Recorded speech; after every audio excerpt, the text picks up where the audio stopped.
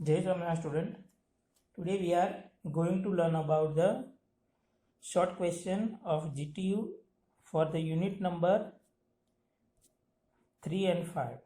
આજે આપણે ત્રીજા અને પાંચમા માટે ત્રીજા અને પાંચમા યુનિટના શોર્ટ ક્વેશ્ચન જોઈશું.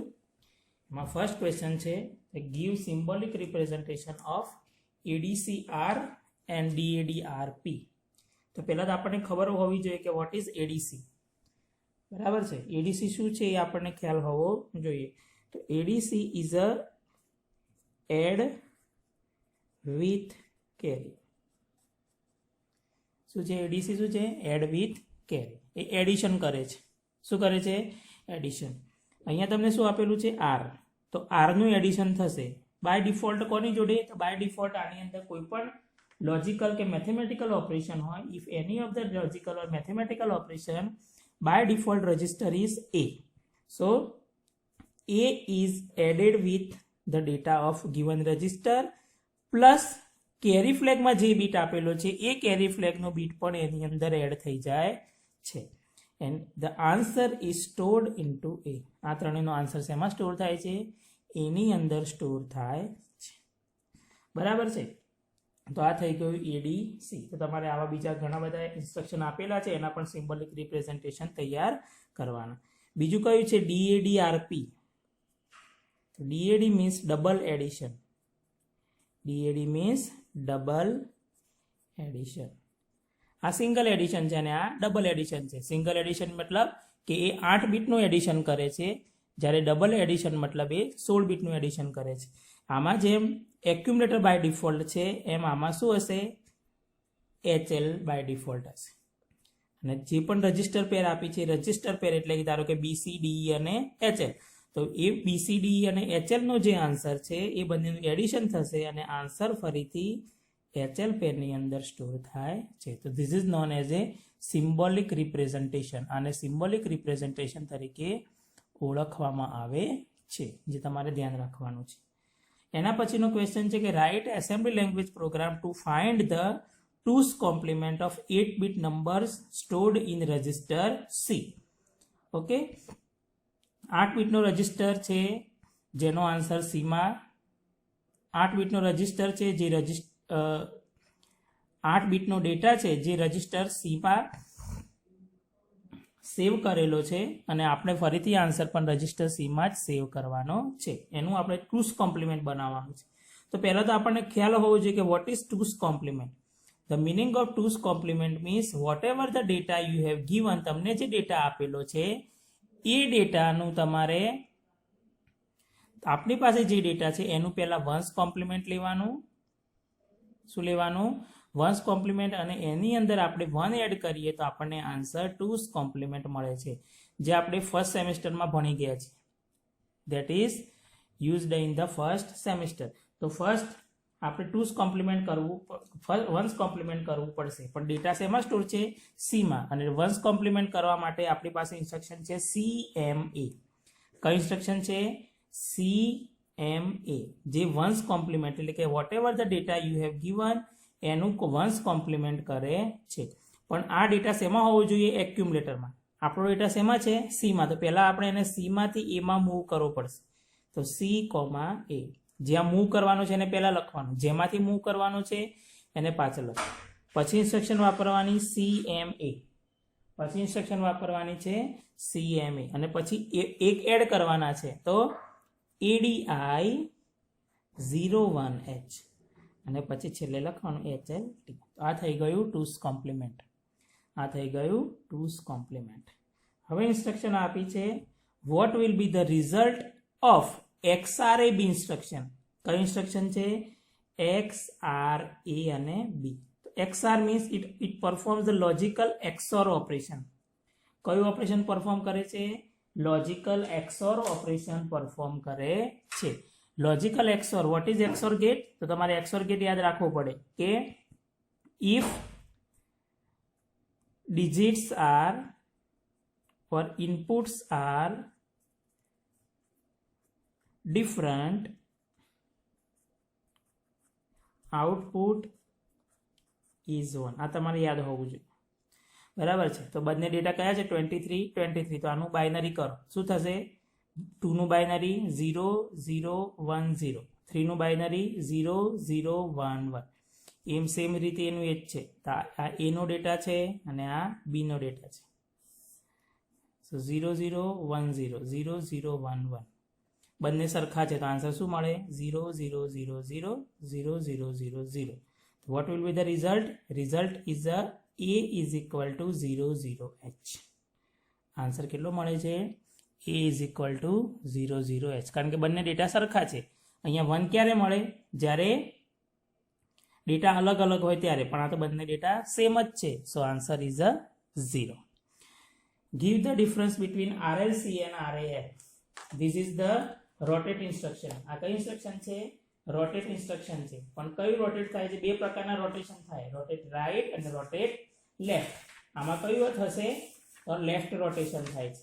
કયું રોટેશન થાય છે? લેફ્ટ. બરાબર. તો એ બંને વચ્ચે ડિફરન્સ શું છે? What is the difference between RAL and RLC and RAR? તો RLC is the rotate left. પેલું શું છે? RLC and RAL. તો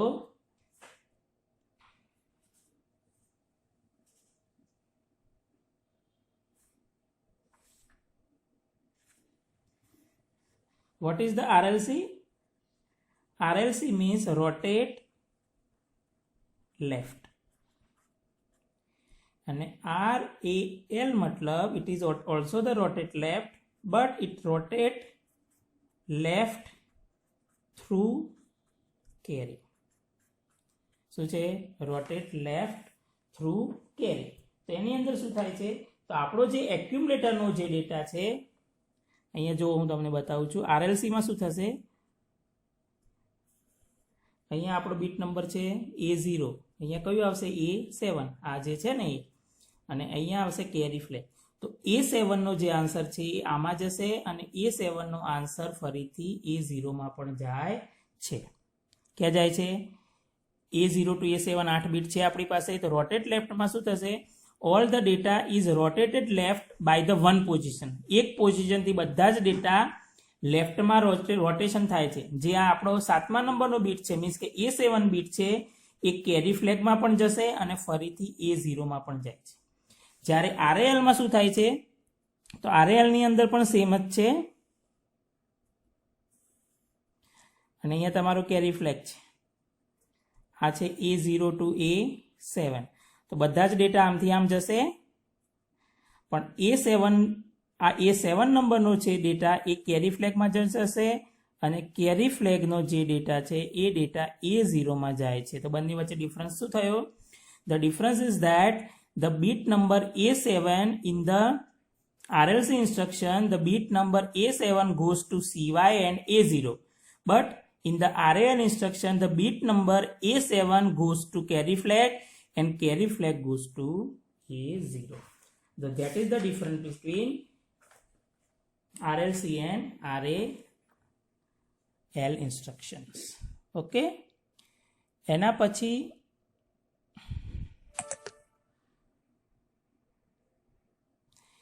પછી છે what is the function of ORAB instruction? કઈ ઇન્સ્ટ્રક્શન છે? ORAB instruction. ORA means OR operation. કયું ઓપરેશન થાય છે? OR ઓપરેશન થાય છે. કોની સાથે? તો B સાથે. તો બાય ડિફોલ્ટ રજિસ્ટર કયો હશે? B. તો it performs A or B operation and the answer is stored into A. Answer શેમાં સ્ટોર થાય છે? A ની અંદર સ્ટોર થાય છે. So what is the function of ORA? The function of ORA is to perform OR operation between accumulator and register P. કોની વચ્ચે થાય છે? તો એક્યુમ્યુલેટર અને રજિસ્ટર B ની વચ્ચે OR ઓપરેશન પરફોર્મ કરે છે. હવે આપણે જોઈશું 6 નંબરનો question. Define the stack and least stack related operation. Stack એટલે શું? તો ગઈકાલે આપણે જોયું હતું. In the previous lecture we have studied what is stack. The stack is a, તો તમારે ડેફિનેશન લખવાની પહેલા, what is stack? So stack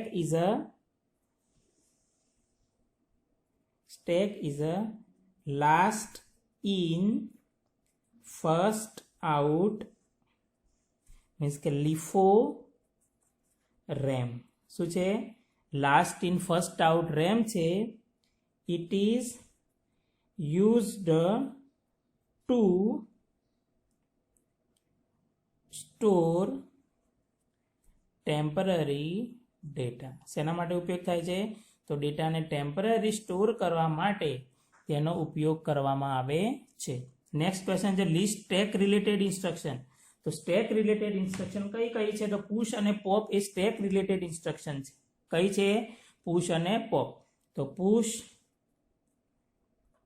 register pair, pop register pair, push PSW, pop PSW. Push, what is the meaning of push? So push means data stored on stack. જ્યારે ડેટાને સ્ટેકમાં store કરવો હોય તો એને કહેવાય પુશ. અને pop means retrieve the data, means કે ડેટાને આપણે મેળવવો હોય તો retrieve data from stack.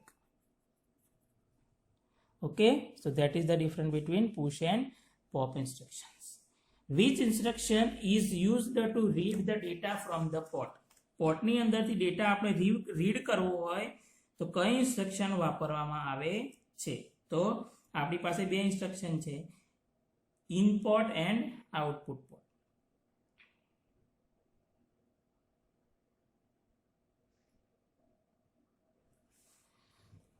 Read the data from the pot, so you have to use the IN instruction. પછી તમારું જે પોર્ટ એડ્રેસ છે લખી દેવાનું, તો 05H. તો it is used for read data from pot. અને આઉટ બીજું ઇન્સ્ટ્રક્શન કઈ છે? આઉટ. તો to transfer data to the pot. Micro પ્રોસેસરમાંથી પોર્ટમાં ડેટાને મોકલવો હોય તો આઉટ વાપરવાનું, અને ડેટાને આપણે રીડ કરવો છે તો ઇન વાપરવાનું. Now give the meaning of RS, RD, data 8 and M. તો what is RD? First, what is RS? RS means source register, કે જ્યાંથી આપણે ડેટાને કોઈ જગ્યાએ મૂવ કરીએ છીએ. What is RD? RD means destination register. What is RD? It's a destination register. Data 8. So it is the 8-bit data. કેટલા બીટનો ડેટા છે? 8 બીટનો ડેટા છે. What is M? M is the memory register. M is the memory register. Memory register means whatever the data in the HL pair, it becomes the address, and that data available on that address, that is in the M. M ની અંદર કયો data હશે? તો HL પેરમાં જે data છે એનું address બની જાય, અને એ એડ્રેસ ઉપર જે ડેટા છે એ ડેટાને M માં હોય છે. હવે છે symbolic representation for instruction AN OR A. તો તમને પહેલા તો ખબર હોવી જોઈએ કે what is ANA? ANA is the logical operation and it is the and operation. કયું ઓપરેશન છે? એન્ડ ઓપરેશન છે.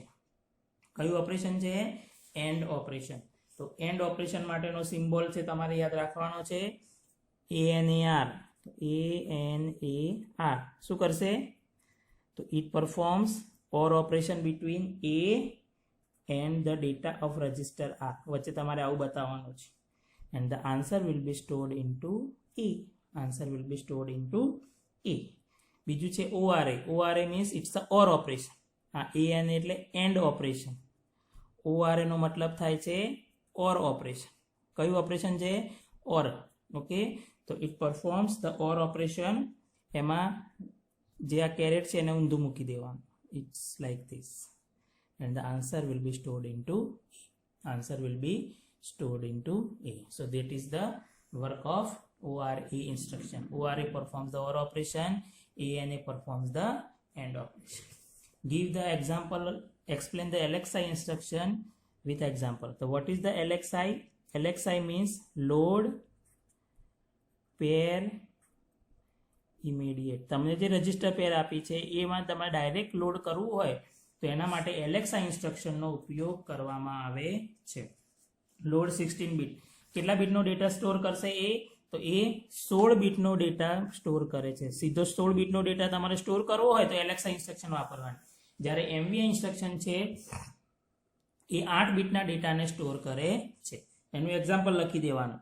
તો LXI કોઈ બી રજિસ્ટર પે લઈ લો H2050H. અહીંયા બી પણ લઈ શકાય અને ડી પણ લઈ શકાય. સી અને ઈ લઈ શકાતા નથી. નાઉ 11 number, what is the addressing mode of the following instruction? તો આપણી પાસે what is addressing mode? The addressing mode is the various ways to represent the instruction. instruction ને દર્શાવવાની જે જુદી જુદી પદ્ધતિઓ છે એને આપણે એડ્રેસિંગ મોડ કહીએ છીએ. 5 પ્રકારના એડ્રેસિંગ મોડ છે. Implied addressing mode, register addressing mode, immediate addressing mode, direct addressing mode અને ઇનડાયરેક્ટ એડ્રેસિંગ મોડ. અહીંયા તમારે જોવાનું કે ડેટા કેવી રીતે મૂવ થાય છે.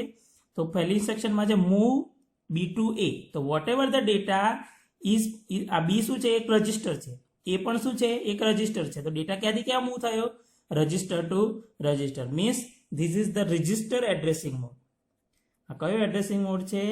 રજિસ્ટર એડ્રેસિંગ મોડ છે. ત્રીજામાં જુઓ, બીજામાં જુઓ શું થાય છે? ADI. ADI means it adds. ADI means adds. શું એડ થાય છે? ડેટા ડાયરેક્ટ એડ થઈ જાય છે. તો ઇમિડિયેટ, આઈ આપેલો છે તો ઇમિડિયેટ. તો ઇમિડિયેટલી ડેટા એડ થતો હોવાથી એને કહેવાય છે ઇમિડિયેટ એડ્રેસિંગ મોડ.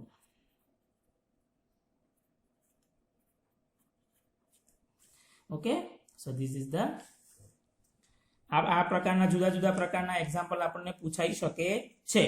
ધારો કે તમને એવું આપ્યું છે કે મૂવ A, M. તો જેમાં પણ M આવે એ બધા જ ઇનડાયરેક્ટ એડ્રેસિંગ મોડ છે.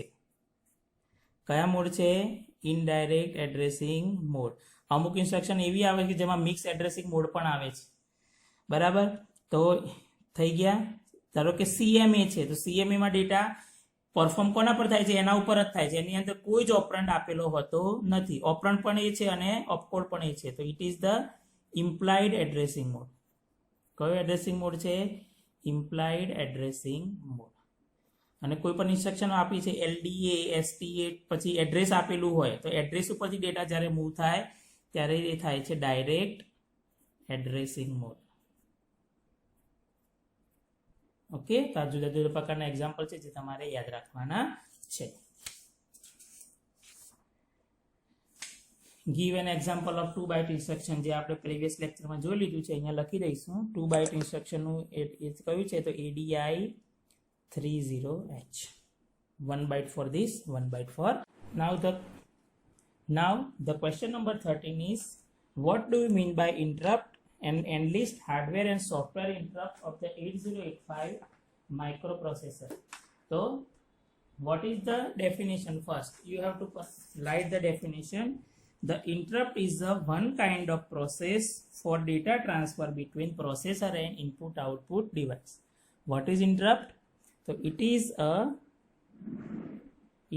a one type of process for transfer of data between processor and input output device. એક પ્રકારની પ્રોસેસ છે કે જે ડેટા ટ્રાન્સફર કરે છે કોની વચ્ચે? તો ઇનપુટ આઉટપુટ ડિવાઇસ અને પ્રોસેસરની વચ્ચે. બીજી રીતે કેવું હોય તો it is also defined as an event that occurs because of either execution of an instruction or due to the signal from the external hardware device. external hardware device ની અંદરથી જ્યારે પણ માઇક્રોપ્રોસેસરને સિગ્નલ મળે ત્યારે ઇન્ટરપ્ટ અકર થાય છે. Enlist hardware and software interrupt. Hardware interrupt આપણને ખબર છે કયા કયા છે? તો there is a 5 interrupts are hardware. First is the trap, second is the RST 7.5, then RST 6.5, then RST 5.5, and the last is the INTR. These are the 5 hardware interrupt. આ 5 કયા છે? હાર્ડવેર ઇન્ટરપ્ટ છે. જ્યારે software interrupt છે એ RST ઇન્સ્ટ્રક્શનથી generate કરવામાં આવે છે, જે આપણે યુનિટ નંબર 3 માં ભણ્યા છીએ. તો software interrupt is generated by the RST instruction. એના પછીનો 14 નંબરનો ક્વેશ્ચન છે, list out the step performed by the processor when interrupt occur. Interrupt occur થાય ત્યારે પ્રોસેસર શું કરે છે? તો ફર્સ્ટ પહેલું કામ શું કરશે? It completes the current execution. જે એનું એક્ઝિક્યુશન ચાલુ કામ છે એ કરંટ એક્ઝિક્યુશનનું કામ પૂરું કરે છે. And suspend the current program. જે કરંટ પ્રોગ્રામ રન થયો છે એનું કામ એ હાલ બાજુ પર મૂકી દે છે. તો that is the first step. એ પહેલો કેવું છે? પહેલું સ્ટેપ છે કે it complete the current execution and suspend the current program. પછી બીજા નંબરનું સ્ટેપ આવશે, saves the address of the next instruction on the stacks. Save, કારણ કે એને પાછું તો આવવું પડશે ને, એના માટેનું જે જગ્યાએ it's save the current address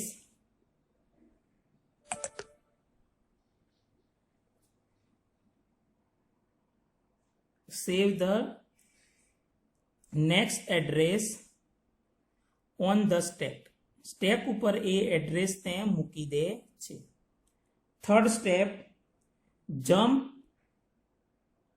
to special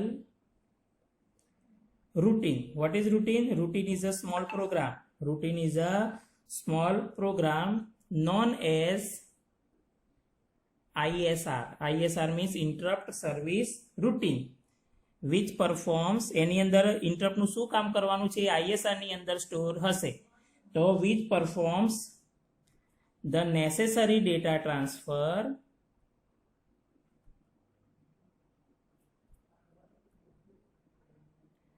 what is ISR? ISR means interrupt service routine. તો એ જે ઇન્ટરપ્ટનો પ્રોગ્રામ છે એ ISR ની અંદર સ્ટોર હશે. and after the complete the program it resumes the suspended program. જે એને પ્રોગ્રામ સ્ટેપ નંબર 1 માં suspend કર્યો તો એનું કામ એ ફરીથી ચાલુ કરે છે. તો resume the suspended program. Okay, તો આ બધું કામ એની અંદર થાય છે. બરાબર. તો પહેલું શું થશે? જે કરંટ એક્ઝિક્યુશન કરે છે એ સ્ટોપ થઈ જશે, અને એ કમ્પ્લીટ થશે અને સસ્પેન્ડ ધ કરંટ પ્રોગ્રામને એક બાજુ પર મૂકી દેશે. એનું જે નેક્સ્ટ ઇન્સ્ટ્રક્શન છે એને સ્ટેકમાં સેવ કરે છે. સ્ટેકમાં કેમ સેવ કરે છે? તો એને ફરીથી પાછું જ્યાંથી સ્ટોપ કર્યું ત્યાંથી ફરીથી પ્રોગ્રામનું એક્ઝિક્યુશન સ્ટાર્ટ કરવા માટે. પછી ISR, વોટ ઇઝ ISR? ત્રીજા નંબરના સ્ટેપમાં ISR ઉપર જશે, જે ઇન્ટરપ્ટનું કામ કરે છે. ISR means interrupt service routine. અને એ કામ પૂરું કર્યા બાદ ચોથા સ્ટેપમાં એ સસ્પેન્ડેડ પ્રોગ્રામ છે એનું કામ ફરીથી ચાલુ કરે છે. What is the full form of EI, PSW, ISRN, RIM અને એક હશે SIM. તો EI નું ફૂલ ફોર્મ છે ઇનેબલ ઇન્ટરપ્ટ. PSW તો program status word. ISR interrupt service routine. RIM તો રીડ ઇન્ટરપ્ટ માસ્ક. અને SIM means set interrupt mask. What is ISR in the interrupt? What is ISR in the interrupt? So ISR means it is the small program, or it is a program which performed data transfer when interrupt occurs. જ્યારે interrupt occur થાય ત્યારે જેની અંદર જે data transfer કરવાનું હોય એ આપણે ISR ને કહેવામાં આવે છે. List the maskable interrupt of the 8085 micro processor. તો આપણે પહેલાં તો લિસ્ટ બનાવી દેવાનું. કયું છે? ટ્રેપ, RST 7.5, 6.5, 5.5 અને એક છે INTR.